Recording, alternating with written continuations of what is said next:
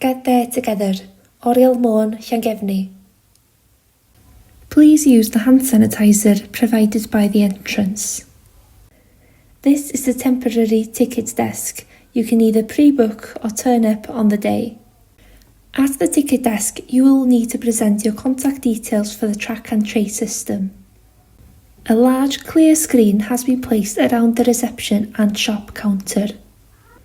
A maximum of 7 people are allowed in the shop area at one time.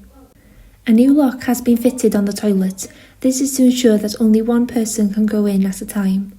Stickers on the floor, distanced 2 meters apart, have been placed in one-way areas within the shop and corridors. You will need to wait here to be seated in the cafe. If possible, it's best to book a place beforehand with St David's Hospice.